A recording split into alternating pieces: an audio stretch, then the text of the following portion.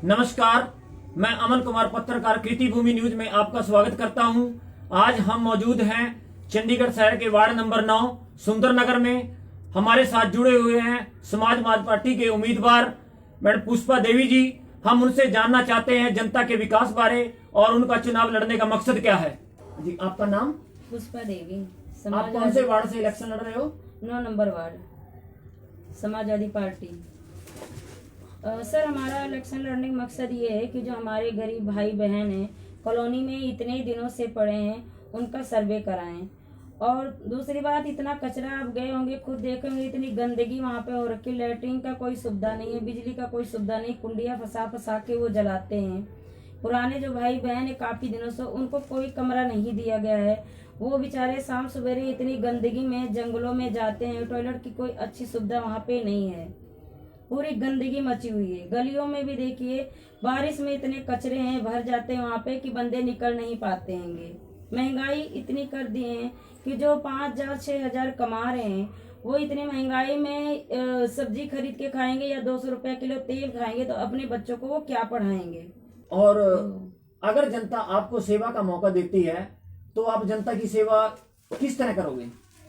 Sir, अगर जनता हमें हमारी सहयोग करती है, हमें सेवा करने का मौका देती है, तो बच्चों के लिए शिक्षा, ये जो बच्चे इतनी महंगाई में पढ़ रहे हैंगे, इनके आने जाने का सुविधा, हर एक चीज़ का जो विकास हमारे तरफ से हो सकता है हम पूरा करेंगे।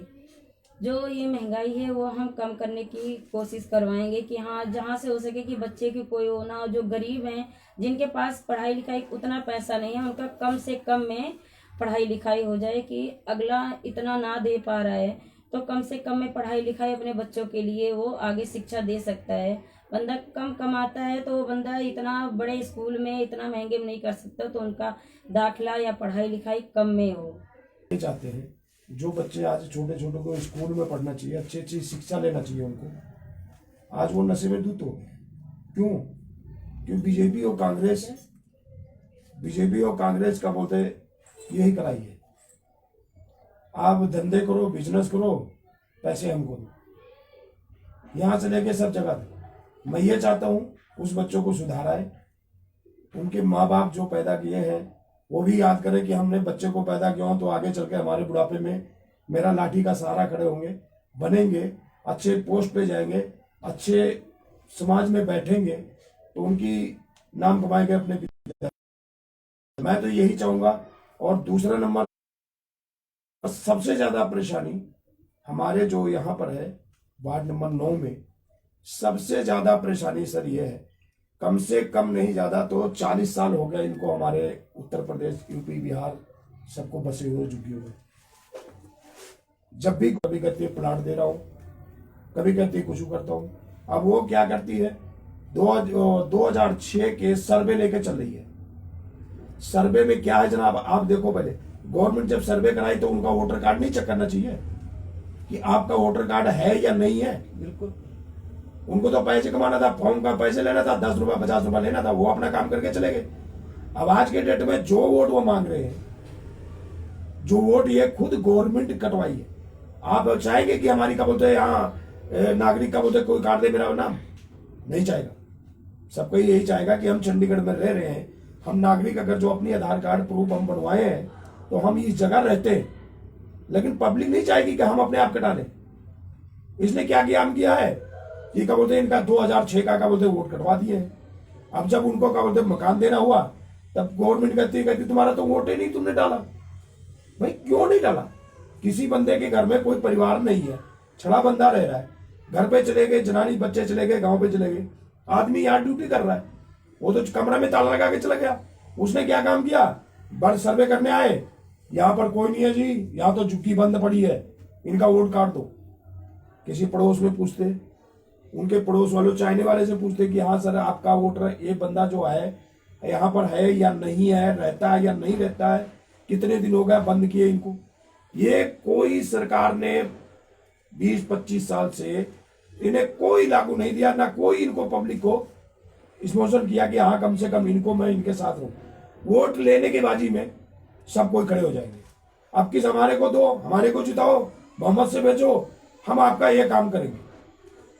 आने वाले के टाइम में जो जीत के चले जाएंगे, जीत जाते हैं तो कोई काम होता है। वो जीतने के बाद जाने के बाद सर वो ये कहते हैं कि हमें तो आपने वोट को थोड़ी दिया था, मैं तो आपको जानता नहीं हूं, कहाँ रहते हो आज तो साहब है ही नहीं, साहब घर में ब्रेकफास्ट कर रहे हैं, 2 घंटे बैठो, अभी आ रहे हैं, 2 घंटा बैठे बैठे उसके बाद कहते हैं साहब का बहुत बड़ी मीटिंग आ गई, वो वहां पर जा रहे हैं।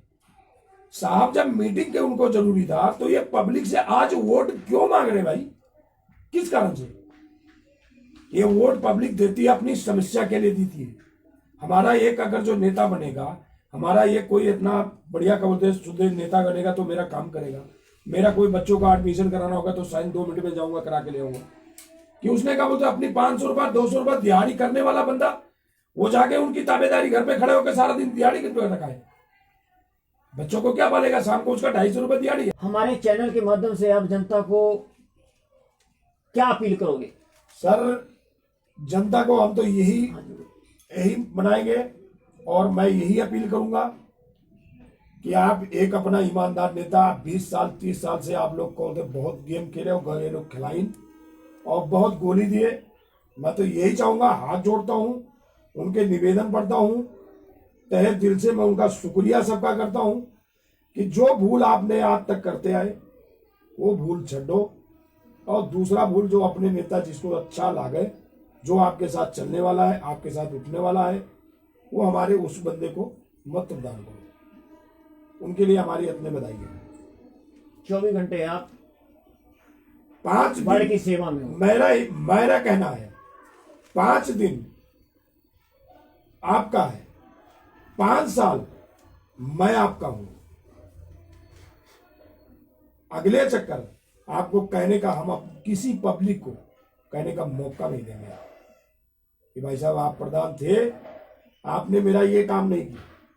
ऐसा कोई मौका नहीं दोगे आप जनता को? नहीं देंगे सर। अगर अगर जनता आपको भारी बहुमत से जिताती है, मैं अगर जो सर जनता जिंदा के भी लिए रहूंगा, आप 24 घंटे सेवा में रहोगे। 24 घंटा सेवा में उनके रहेंगे, ये मेरा वादा है। जहां शपथ ले ले, जहां मर्जी कसम खिला लेंगे। मैं अपने आप को नहीं कर रहा हूं, एक चीज और कर रहा हूं, अगर जो मैं लगता हूं तो, और नहीं लगता हूं तो आपकी इच्छा है, आपकी मेहरबानी भी है। ऐसा आपने देखा, आपने सुना, आपके साथ या आपके आसपास कुछ गलत हो रहा है तो हमारे नीचे दिए गए नंबर पे कांटेक्ट करें। हम आपकी आवाज बने हैं, आपकी आवाज बने रहेंगे। बने रहे कैमरामैन प्रदीप जी के साथ। देखें स्पेशल रिपोर्ट।